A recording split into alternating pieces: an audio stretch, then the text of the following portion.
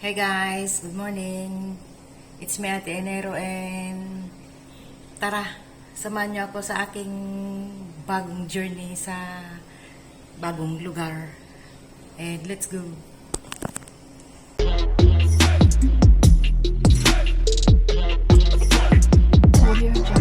Alam niyo, nasa storeroom ako. Pero tingnan niyo, hindi ko pa naayos. Kasi naglalaba ako, tapos may inaayos pa ako dun sa kitchen. 'Di ba? Ang hirap mag-unpack. Kala nyo lang. Madali yung mag-packing kasi siksik lang ng siksik.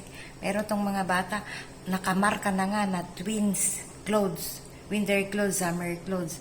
Hahanapin pa sa akin. Hindi ka ba marunong magbasa? Sabi ko. Kaya ito namang bunso, nakapangalan na nga sa kanya, hindi pa rin, hahanapin pa rin sa akin. Diyos ko, sa dami ng box na yan, hahanapin ko isa-isa. Diyos ko. Tapos, ito naman ang aking room. Alam nyo, washing machine room ito. Na kwarto ko. Ito sana yung room ko. Kaso, hindi magkasya ang double deck na yan. Ito. Magulo pa. Tapos, ito yung second room ng helper. Tapos, ito naman ang banyo. Kaya lang nilagay ni Amo ito dito. Kasi hindi nga magkasya. Okay ka lang, Cheche, na dito na lang muna. Sige, sabi ko, okay naman. Kaysa naman sa isiksik mo dyan, tsaka walang bintana dyan. Ayoko, mas maluwang pa rin dito. So, alam nyo, underground ito. Wala akong internet sa gabi. So, kung anong emergency, wala akong alam. Bukas ko na lang malalaman, ganun. So, tara, samahan nyo ako sa aking pag-unpacking. Videoin natin kahit nakikita ng CCTV.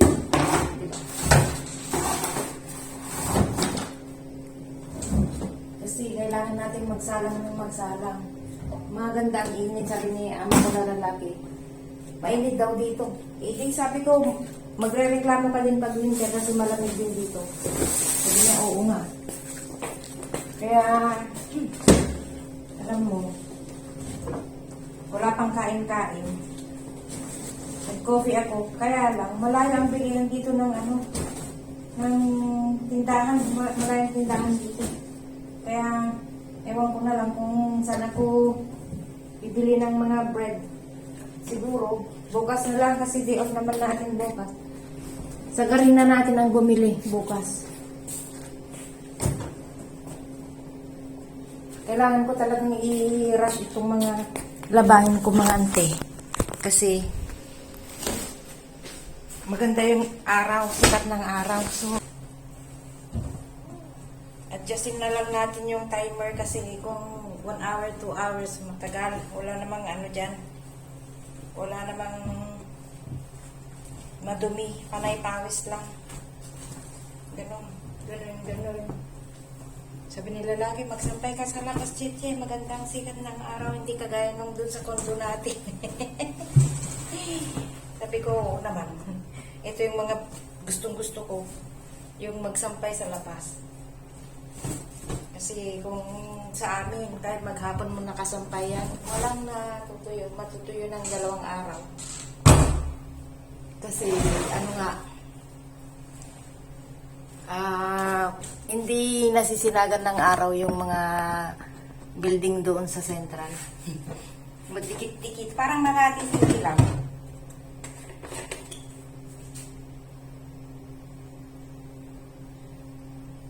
Makati City, Philippines. Parang ganon. Adjustin na lang natin yung time niya. Hindi na natin patatagalin.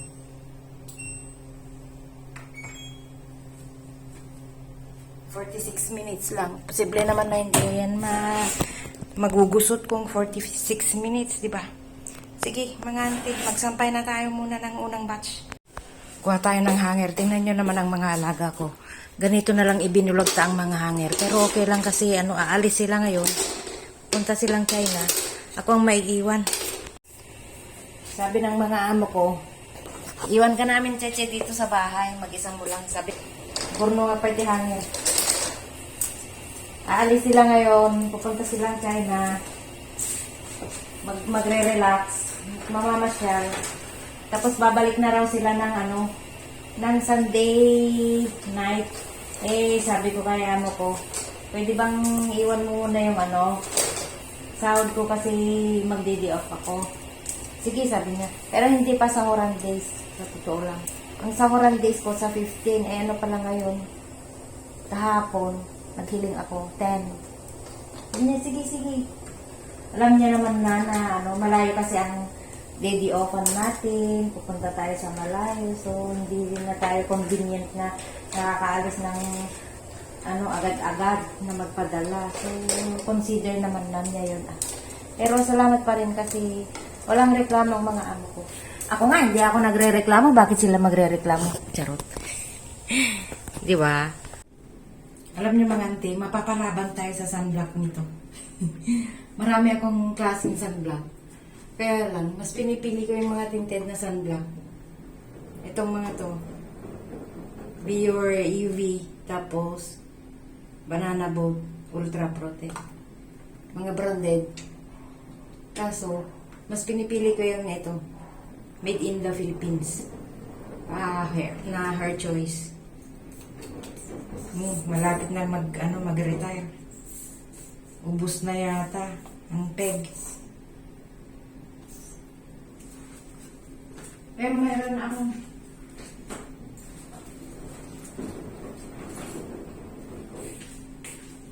akong isa dito. Ano naman to? Skin Aqua from Korea. Mahal ito. Ang ganito kaliit, $175. Samantalang ang Her Choice, $55. Mura. Pero effective siya sa skin ko. Napansin ko, nag-light siya. Ano pa naman? Madaling nagda-dark yung pekas ko kung ganitong naaarawan. So, kailangan protektado. Ito maganda talaga to, Skin Aqua. Sabi ni Kambal, nag-i-Skin Aqua ka? Sabi ko, oo, bakit? Hindi ko ma-afford yan, mahal, sabi niya. Ma-afford nyo yan. Ayaw nyo lang talagang bumili, sabi ko. Tara mga ante, dalhin natin sa arawan ito. Sa may araw. Tingnan nyo naman mga ante, kung saan tayo magsasampay. Doon sa first floor. Kasi ground floor yun yung sa room ko. Underground. Tingnan yung mga gamit namin, Lahat nakapulagta. Hindi mo alam kung anong uumpisan mo dyan. Sampay muna tayo mga ante.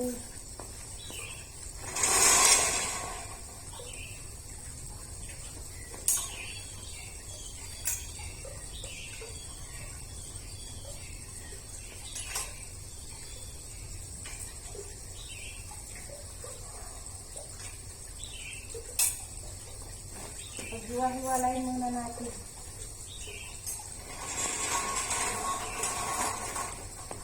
Para mainitan na ang tubig. Paghiwa-hiwalayin natin muna. May nakabara dyan na parang nga. Buwati Ilocano. Diba? Ang laki ng bahay namin Doon sa pinakatap, doon sa 4th floor, kwarto yan ni Amo. Tapos tong 3rd floor, yan, living area. Bisa natin yun. Nag-iuli-ulo.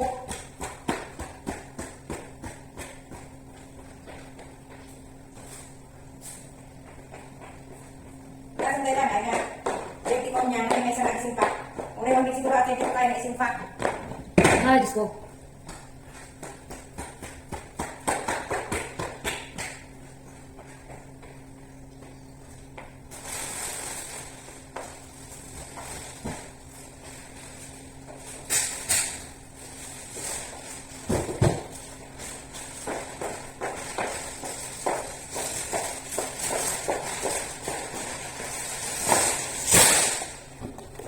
Makabannog ko na dagigid mag-exercise ko pero hindi na to exercise kasi 5 palapag everyday mong ginagawa yan ako tagagtak ang pawis metkit data agling at tao pero jay bannog mo ka narigamad tatay binangon ko dagigid alaga nga kambal tatay bigat kuna kanya da bumangon kayong takwa Sumagpat ni inayo kini amayo ka.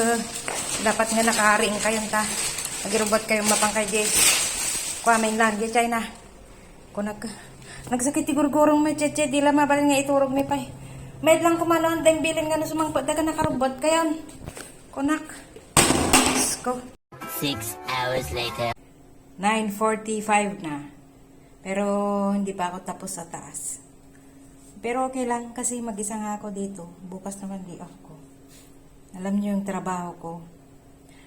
Kung walang amo, doon ako nagtatrabaho ng marami. Alam niyo kung bakit? Walang nangistorbo sa akin. Kaliligo ko lang. Talagang tinapos ko yung mga gawaing bahay. Tapos nagwalis ako. Pero hindi pa ako nag-floor map doon lang sa kitchen. Marami pa akong gawin dito sa kwarto ko.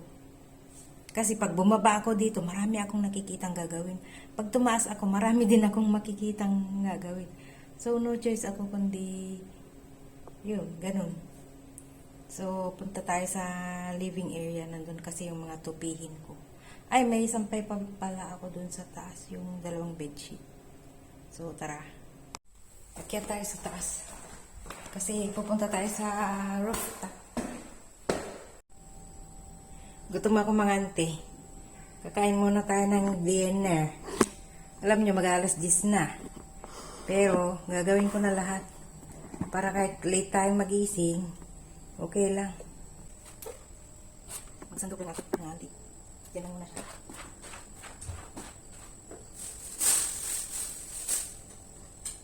Diyan muna tayo kakain.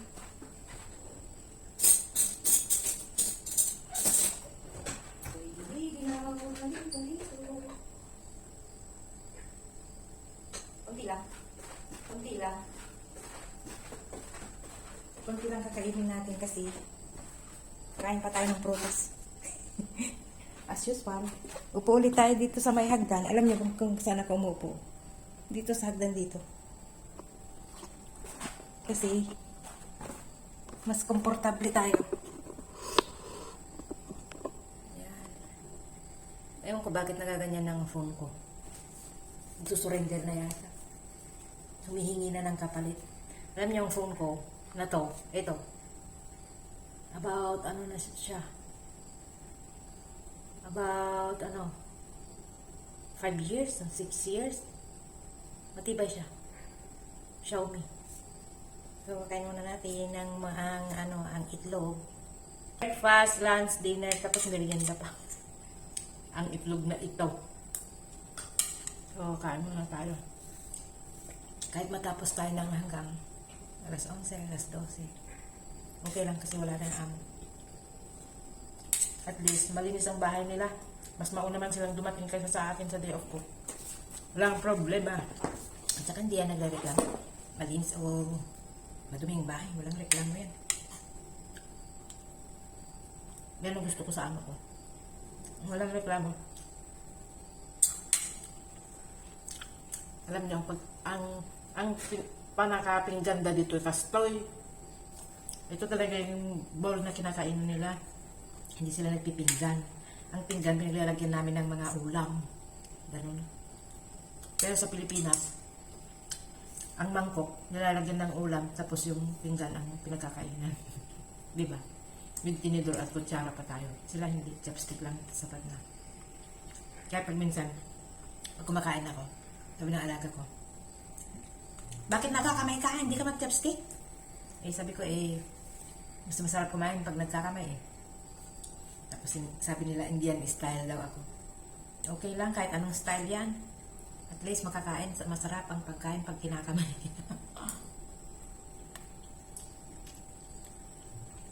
Pag ganitong dinner na marami, hindi na ako magbe-breakfast. Magkape na lang ako. Tapos bibili ako ng mga biskuit ko sa labas kasi malayo ang bilihan dito. Tapos, yung pamamalengke ko, baka na lang, twice a week or 3 times a week, ganun. Kasi, medyo malayo. Depende na lang kung bibili sa amo. Sige, mamaya muna. Yan po mga ante. Ang mga ligpitin pa natin. Bago tayo matulog. Huwag mo na muna sa mga kwarto-kwarto. Nakas ko din ako. Rooftop.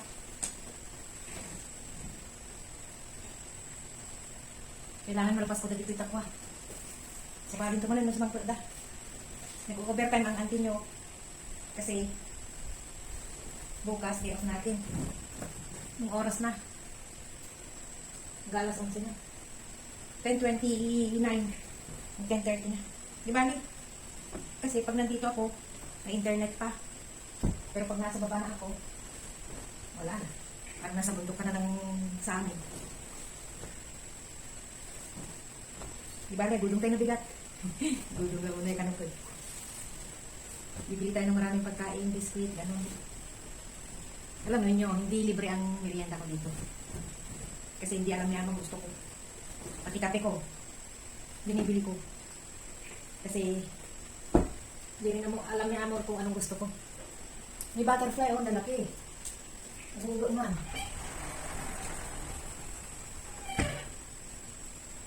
May pati nga mo dyan. Ayusin pa yung magiging kwarto dak eh. Nakita nga ubing.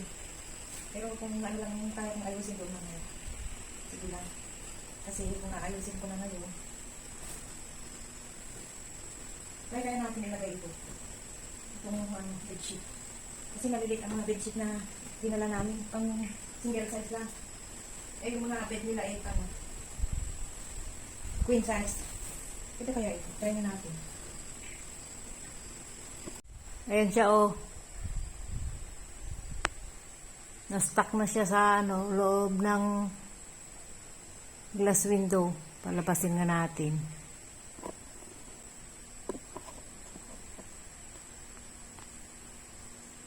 Palabasin natin siya. Para makatayabon, jirwaron.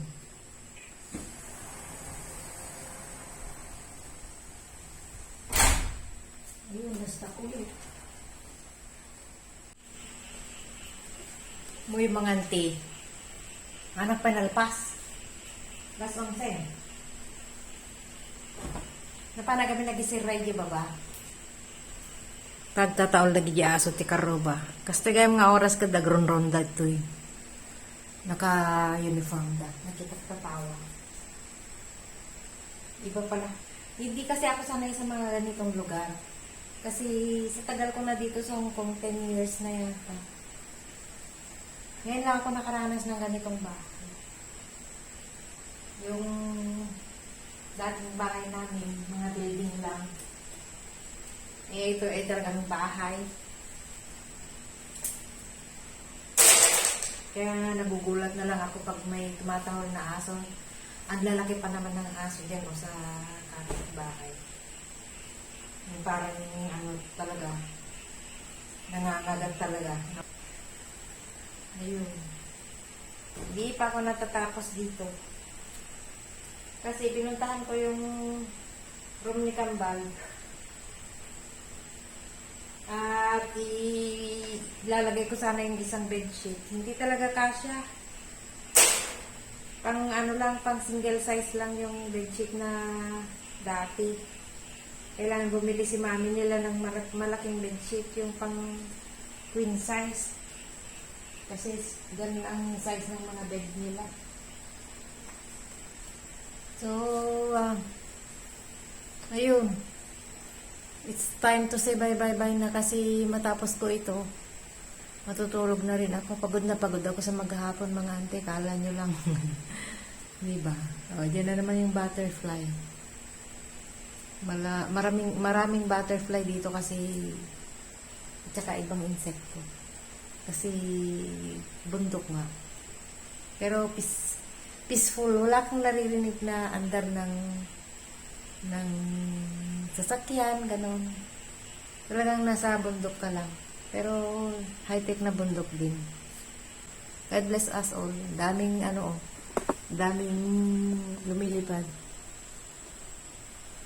Ayan. Bye!